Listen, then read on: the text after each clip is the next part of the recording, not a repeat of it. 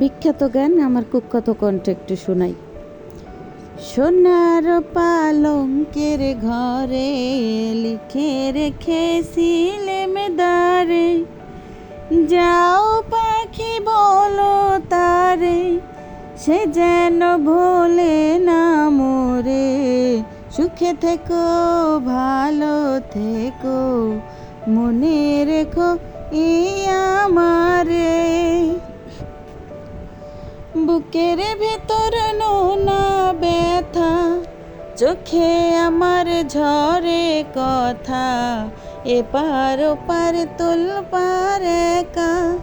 বুকের ভেতর নোনা ব্যথা, চোখে আমার ঝরে কথা, এপার ওপার তোলপার একা। যাও পাখি বলো তারে, সে যেন ভোলে না মোরে। সুখে থেকো ভালো থেকো, মনে রেখো এই আমারে। মেঘের ওপর আকাশ ওরে, নদীর পার পাখির বাসা, মনে বন্ধু বড় আশা। যাও পাখি যারে উড়ে, তারে কয়ো আমার হয়ে, চোখ জ্বলে যায় দেখবো তারে, মন চলে যায় দূর দূরে।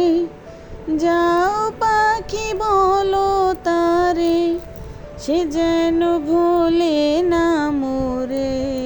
সুখে থেকো ভালো থেকো, মনে রেখো এই আমারে। জানি না ভুল হয়েছে না ঠিক হয়েছে, আমি আসলে পুরো গানটা শিখি নাই, একবার দুইবার শুনছি, সেখান থেকে বললাম। সুরতাল কিছুই ঠিক নাই জানি, বললাম না বিখ্যাত শিল্পীর গানটা আমি আমার কুখ্যাত কণ্ঠে গাইলাম। তো কেমন হয়েছে জানি না, সবার যদি ভালো লাগে, আপনাদের উৎসাহ আমার প্রেরণা। তো রান্না করতে করতে একটু মনটা ভালো লাগলো, এই জন্য গানটা দিলাম। তো আজকে আমি সবজি রান্না করছি, দেখেন সবজি রান্নার মাঝখানে অনেক অনেক কাজ করলাম। একটা মিক্স সবজি রান্না করছি সব কিছু মিলাইয়া। এরপরে আমি আবার রান্না করলাম একটা গরুর ঘিলু, সেই গরুর ঘিলুটা ডিম ডুম দিয়ে রান্না করলাম। তো দেখেন রেসিপিটা দেখতে থাকেন। তো তরকারিটা হয়ে গেছে, আমি ঢেলে নিচ্ছি তরকারিটা। দেখেন খুব সুন্দর দেখতে কালার হয়েছে, যা দেখতে সুন্দর তা খাইতেও সুন্দর, অসম্ভব মজা হয়েছে রেসিপিটা। এরপরে আমি আবার চুলায় চলে যাব, আমি এবার গিলুটা ভেজে নেব। আসলে গিলুটা সমস্ত মশলা দিয়ে আমি মাখাই নিয়েছি, দেখতে পাইছেন আপনারা। এরপরে আমি শুধু তেলে এটারে লাইটা সাইরা ভেজে নেব, আর কোনো কাজ নাই এটার মধ্যে। এটা ভালো করে কষাইয়ে তারপরে তেল বাইর হয়ে যাবে, ওই পর্যন্ত কষাবো। কষানোর পরে তারপরে আমি ঝোল দিয়ে দেব, সামান্য একটু জলের পানি দিয়ে তারপরে এটারে সিদ্ধ করে নেব। তো হলুদের গুঁড়িটা আসলে আমার কাছে মনে হয়েছে কম হয়েছে, এই জন্য আমি এই পর্যায়ে আবার একটু হলুদের গুঁড়ি অ্যাড করে দিছি। তো খুব সুন্দর করে এটা মাখা মাখা ভাজা ভাজা হয়ে গেছে। তখন এই গিলি ভাজাটা আমার অনেক ফেভারিট। দেখেন বয়স দিতেছি, আমার ছোটো মেয়েটা এর মধ্যে আবার ভ্যা বা তা এইসব বলতেছে। আসলে সে নতুন নতুন কথা শিখছে, তো এই জন্য তার আসলে এইসব ভ্যা ম্যা ক্যা ওর ভাষা আসলে ওই বোঝে, ইন্টারন্যাশনাল ভাষা। এটা আসলে আমি বুঝি না, আমার বোঝার কথাও না, বাংলাদেশের কোনো মানুষ বুঝবে না, একমাত্র আল্লাহই বুঝবে। তো যাই হোক, এরপরে আমি আবার মাছ ভেজে নিলাম। আজকে মোটামুটি ভালোই আয়োজন আছে খাবার দাবারের।